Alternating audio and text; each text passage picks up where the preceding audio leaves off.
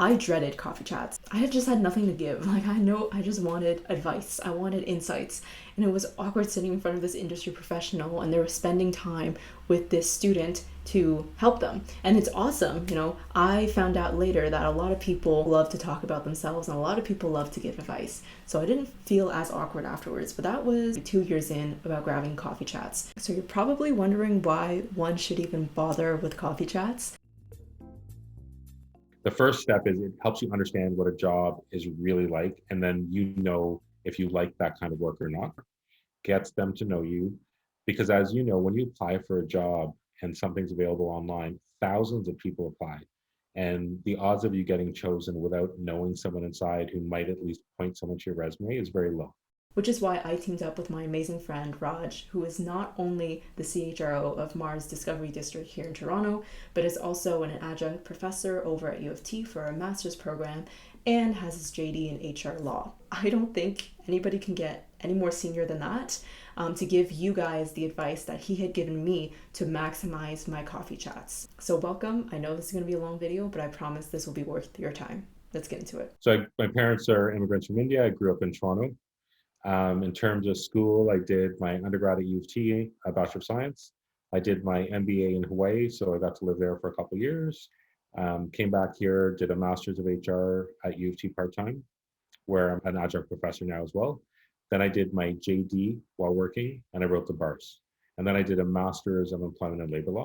I'll give you a few of my leadership jobs. I ran the HR, IT, and back office for Gap in Canada, which at the time was 15,000 people, 400 stores, Gap, Old Navy, Banana Republic.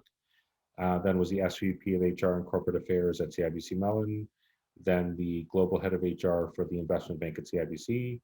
Then I did a sidestep into consulting and then left consulting, went into a fintech, led them through a massive pivot.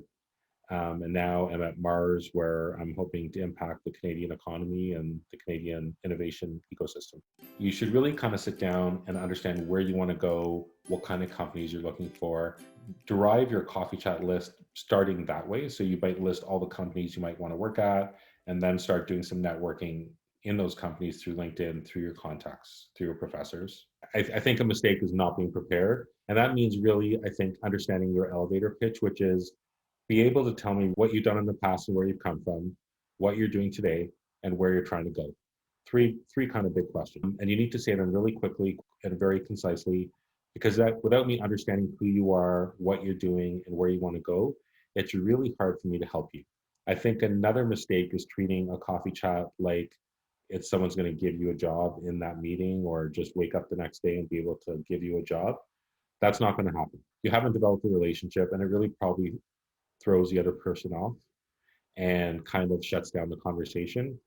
Everyone knows you're there because you want to get work, but you have to approach it almost like dating, right? You can't, come out right away and say, will you marry me? The Stephen Covey book, The 7 Habits of Highly Effective People, and it had a concept in there where a relationship's like a bank account.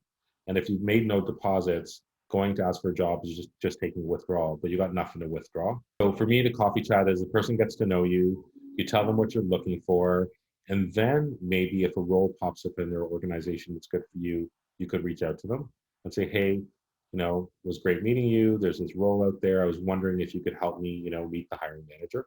Mm-hmm. Or they might get a call from a friend from another company, you meet someone and refer them to you. But until you get past the coffee chat stage, I think it's really difficult to ask for help. Have the one coffee chat in person or, nowadays on Zoom. Mm-hmm. And then I'd build a relationship online. So I would make sure I take notes from that coffee chat. I'd understand what that person's interested in. And if I found an article, like a Harvard article, or I got to read something in school that I thought would be relevant, I'd help them, I'd send it to them. I'd reach out every month and just let them know how I'm doing. I think after one coffee chat, unless something really material has changed in your life, probably like having many coffee chats just gets boring for everyone and you run out of material. Mm-hmm. But you try and develop a relationship online, and maybe like a year later, or you graduated or you did a master's or you've had a job and you're at another sort of crossroad, you could go back. Something that happened to me one time, I met the CEO of a company and he was really worried because he forgot his wife's birthday. So right away, I did a little work and helped him, suggested some gifts or restaurants that he could do for the birthday. And he was super appreciative. So I think a lot of people enter these conversations and don't think they can help, but everyone needs help in many different ways. So there's always an article you can send, something you can suggest. And I think there's a huge gap between people that have been in the workforce a long time and people coming out of school in terms of technology. So if you're someone who's really bright coming out of school, super good at tech, you could probably offer a lot of help and advice to some of the older, more experienced people you might meet. And so I think there's lots of ways you can continue to develop the relationship. But people think of the coffee chat and networking as a one-time event. It is a lifelong sort of commitment. And so the worst thing you can do is do a coffee chat and then lose that relationship, because you might not need them in 5 years, you might need them in 10.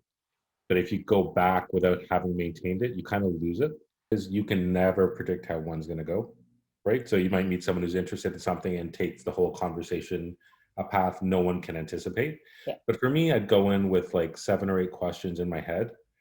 I'd want to find out what their career path was like, what they learned along the way, Mhm. what they're doing today, what they like about the organization, what they would change if they could, Yeah. where do they think the function they're in is going in the future.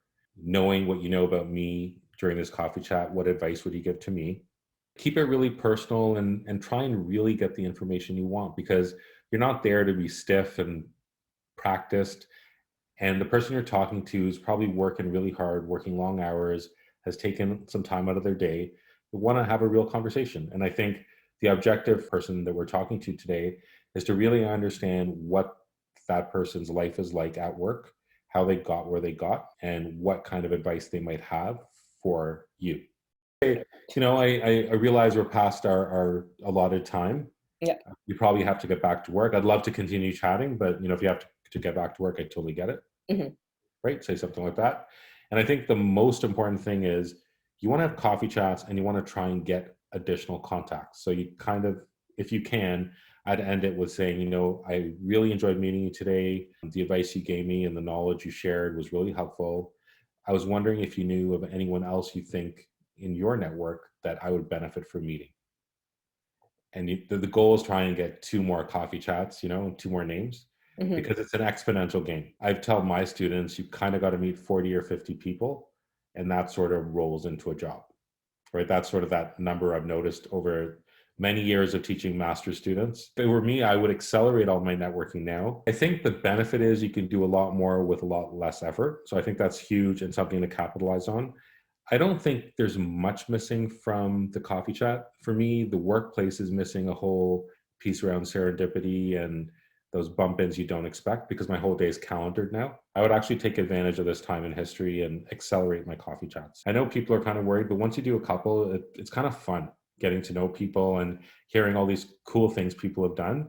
Yeah. And it really like kind of can set you up to not be an automatic pilot for your career and to actually choose what you want to do, Mm. versus falling into something and then waking up 20 years from now and being like, oh, what am I doing with my life? Which happens to a lot of people. I know it sounds shocking, happens to a lot of people. Really energized, really excited, and their elevator pitch is ready. They're clear, they're concise, they're, on point. They're not scripted. Like they might be scripted, but it doesn't feel scripted. They can flow in the conversation with me. It's nothing really earth shattering. It's just like they're present in the moment. They've done a little homework, right? So they're not coming to me and saying, I don't know what to do with my life. They have some thoughts, they have some ideas.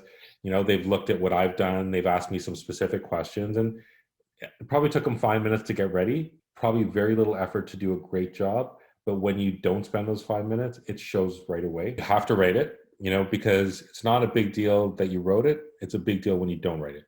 Mm. So you have to write it. It's table stakes. It doesn't even have to be long. It can be 2 lines long as it is personal and refers to the conversation you had, so that it actually means something to the other person. I have received everything from flowers to cards to the emails to Starbucks gift cards, which have all been, fantastic. But you don't need to do that. You just need the nice 3-line email, 2-line email that's got a personal touch, Yeah. refers back to the meeting, and that should be good enough. So once you're done a coffee chat, you've done the email, in that list, I create a spreadsheet where I have the 50 companies I'm looking at. I'd have all the people I spoke to. I'd note the day I spoke to them. I'd refer to the email I sent. I'd sent them my thank you email. And then every little while, you can kind of go back to that and say, hey, I didn't talk to Raj for the last month. I know he's super interested in cars. I saw this great article on like a new something, Mhm. and just send it to him and just say, hey, Raj, hope you're doing well. Saw this and thought about you. That's all it has to be. From that whole bank account perspective, you're kind of making these small deposits while you're not really talking to the person. Yeah. And then, they might be at the right company that has a job for you one day. And then you're totally cool going back and saying, hey, saw this role, hope you can help me. Super excited by it. Would love to get your advice. And you can write an email like that. So I'm giving you my point of view, might be wrong. But if a student or someone is coming to see me, I always pick up the coffee. And for most of the students out there, like if you're having coffee with someone who's working, we probably have a corporate card, we're probably expensing it. So no sweat. It's really great if you offer. And sometimes if you're there early and the other person's running late, it's good to say, can I get you a coffee and get it? Everyone, including me, has got so much help in my career that I'm dying to give back.